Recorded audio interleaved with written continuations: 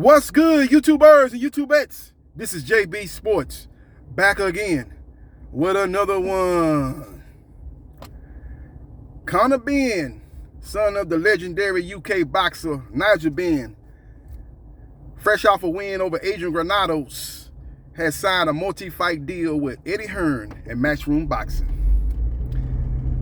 Now, Conor Benn campaigns at 147 pounds.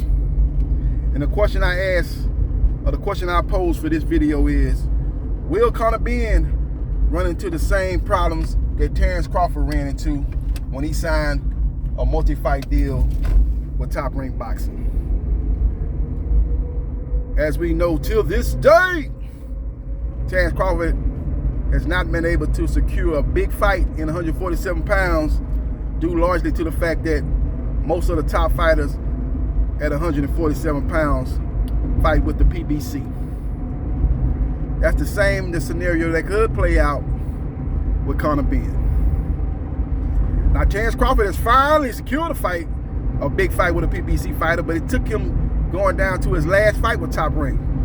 And he's got a fight set up with Sean Showtime Porter, November 20th at Michelob Ultra Arena. That's the old Monte Carlo casino. That fight's gonna be right off the strip. When I first looked up that name, I thought I thought T-Mobile might change their name. I said, Michelob Ultra got beat out T-Mobile, or is that Mandalay Bay Old Arena? They got a sponsorship now, but nah, that's Monte Carlo. I believe that's Monte Carlo's casino, as they've got arena set up right there off the strip. That's neither here nor there. Conor Benn. Now, he has been prominently linked to a matchup with Amir Khan, really by his promoter, Eddie Hearn. Now, Eddie Hearn's probably wish list, the fighter that sits atop of Eddie Hearn's wish list for Conor Benn's next fight. Now, Conor Benn's gonna come back in December. It's not going. I don't think it's gonna be a big name. Maybe they might be able to get a big name in December. I know of most of the fighters that they've been talking about. I find it a hard time believing any one of those fighters will be his opponent in December. I'm thinking he's probably going to be on the undercard of the Derek Chisora versus Joseph Parker rematch. Probably will even be the co-main event for that fight. We'll see what he'll be his opponent. But I think next year he's going to try to get a big name on his resume. And the name that sits at the top of that list is Amir Khan. But the problem with that is, what's in it for Amir Khan? Because Conor Benn don't have no belts. If Amir Khan beats Conor Benn, they're going to say, well, Conor Benn was too green. So unless Eddie Hearn gives Amir Khan a boatload of money, I don't see that fight happening. He's going to have to pay him at least what he made in the Terrence Crawford fight. And his report said that he made around $5 million for the Terrence Crawford fight. So I think it's going to take at least that to get his attention. He's probably going to have to pay him more than that. You're probably going to have to give him what they gave Michael Garcia to fight Jesse Vargas. Michael Garcia got $7 million. I think $7 million might entice Amir Khan to take that fight. Outside of that, I don't see that fight happening. And ever since we had to deal with this COVID-19, the zone has kind of reduced their pay scale. They're not paying fighters what they paid before COVID-19. They're not going to be throwing money at fighters when they first came on the scene in the US, when they were trying to get a lot of fighters to jump ship and fight on their subscription-based app. That's no longer the case. They're being a little bit more economic conscious. So I don't see them throwing $7 million, let alone $5 million at Amir Khan. So I think that fight's off the table for various reasons I just mentioned. I think second on that list is Adrian "The Problem" Broner. And basically they're going to have some similar problems with Broner than they have securing a Khan fight, because Broner's going to want money. He already told Eddie Hearn a long time ago, give me $10 million and I will fight Devin the Dream Haney. I think he's going to probably say the same thing with Conor Benn. Give me $10 million and I'll go to the UK and whoop little buddy. As Amir Khan, as Adrian Broner likes to say when he was talking about fighting Prograde, he said, I'll whoop little buddy. He'll probably say the same thing. Give me $10 million, I'll go over there to the UK and whoop little buddy. So I don't see that fight happening. That's the top. That sits at the top of the wish list for Eddie Hearn as a potential big name opponent for Conor Benn. Now, I think the next guy on the list is probably Robert the Ghost Guerrero.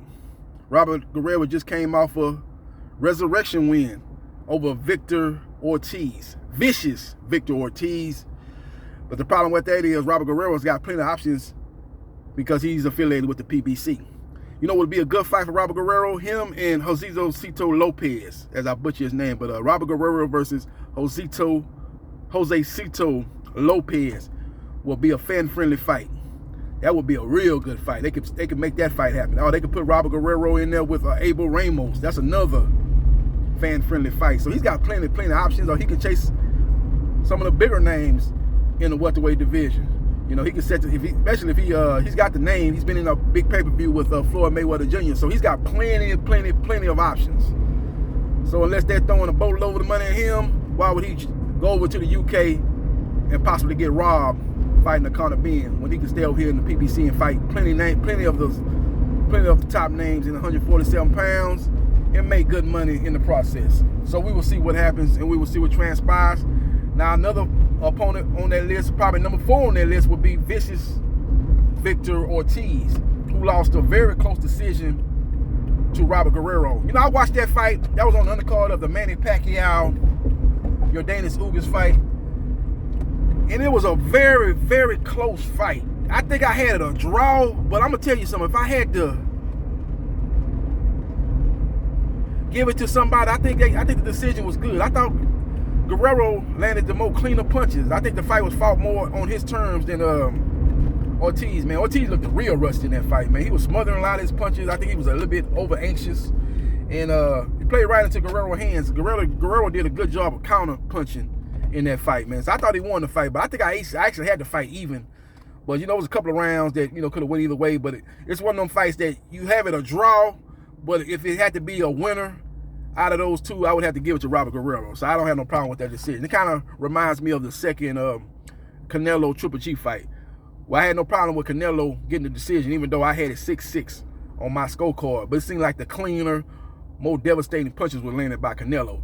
And that's a similar case in the Guerrero-Ortiz fight, as seemed like to me Guerrero was doing a good job of countering, making Ortiz pay for his over-aggressiveness and basically catching him with cleaner shots. So I think the decision was a just decision. But with that being said, man, Ortiz, especially after that long layoff, did not, all in all, gave a good account of himself. So he could be in the running for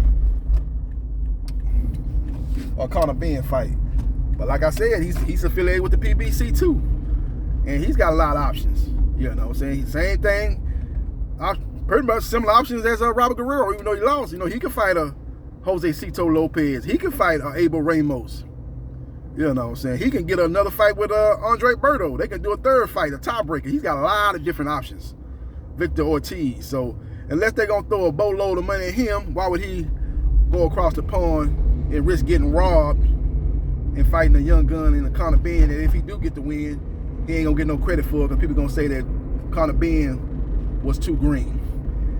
You know, when you look at Conor Benn, man, like I said, he looks like the guy that's fighting at a weight class above that he should be fighting at. To me, he should be fighting at 140 pounds, and actually 140 pounds would be more options for him, as you got a lot of top-ranked fighters that fight at 140 pounds. As we know, Eddie Hearn and Bobby Arum have done business in the past. They've done business in the past, put on fights in the past. You know, remember you had Lomachenko and Toyota Corolla. You had Lomachenko and Luke Chicken Campbell Soup. So you had a lot of fights that they put on together. So, you know, at 140 pounds, you know, if he would be willing to drop to 140 pounds, you know, you can possibly set up a fight in the future between Conor Benn and Teofimo Lopez, because I'm thinking Teofimo Lopez probably got one more fight at 135. The fight with Cambosos, and I think he's going to move up. He's giving every indication that he's going to move up. Then you got Devin Haney, who was not long for 135 pounds his own self. He's a young guy, young growing guy. I can see him possibly making the move to 140 here in the near future. Those are fights that could be set up with Conor Benn, you know, in the future. You know, he just has more options. Or he can, you know, maybe set up a fight between Conor Benn and Regis Prograis. Regis Prograis is sitting on the sideline right now. He don't have an opponent. As Mikey Garcia is fighting some guy from Spain, Sebastian, I don't even know his last name. And that's basically, that ain't nothing but a tune-up fight for Mikey Garcia to get his feet wet and then set the stage for Mikey Garcia to fight a big name opponent in the first quarter of 2022.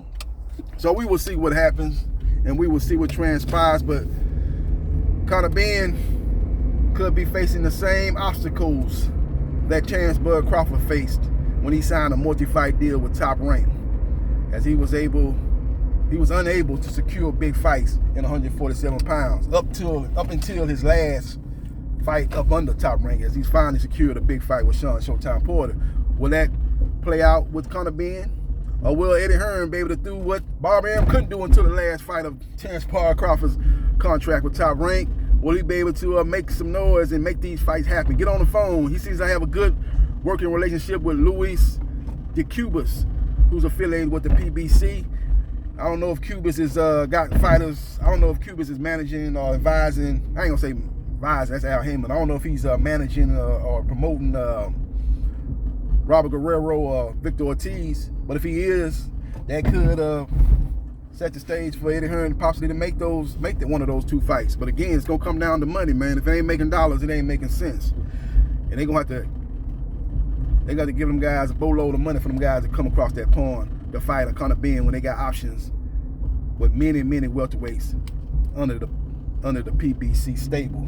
So we will see what happens, and we will see what transpires. Let me know your thoughts about Conor Benn signing a multi-fight deal with Eddie Hearn in Matchroom Boxing. Do you believe it's a good idea? Let me know your thoughts. Or you think it was a bad idea? You think that it will play out in a similar fashion to when Terrence Crawford signed that multi-fight deal with the Top Rank Boxing? The one thing about Terrence Crawford was he signed a real good deal, man, as Top Rank Boxing. That was a bad deal for them, as they had to guarantee. He had a guarantee minimum in that contract with Top Rank Boxing of $3 million. He had to get at least in the neighborhood of $3 million per fight, no matter if he was fighting Errol Spence Jr., Jose Benavidez Jr., or Thomas Delerme, or whoever he's fighting. You know, Green Machine. They had to give him at least in the neighborhood of $3 million guaranteed minimum. And in most cases, he was making well north of $3 million. You look at what he made in the Amir Khan fight. He got $5.5 million for the Amir Khan fight. So he's getting $6 million for the Sean Showtime Porter fight. So I doubt if Conor Benn is getting that type of money per fight with Matchroom Boxing, but obviously he and his team felt it was a good deal to sign monetarily, as it pretty much set the stage for him to get probably a guaranteed minimum in that contract no matter who he fights. So it'll be very interesting to see what fights Eddie Hearn can secure for Conor Benn. Like I said, with most fighters affiliated with Al Heyman and the PBC. One dark horse opponent I think they might be able to secure, man. I was just thinking about this as I was doing this video. Sergey Lipinets. He was last seen in the ring getting absolutely destroyed. Got his hat brought to him by one of the rising stars in the welterweight division. You know, the guy out of Philadelphia, Jerome Boots Ennis.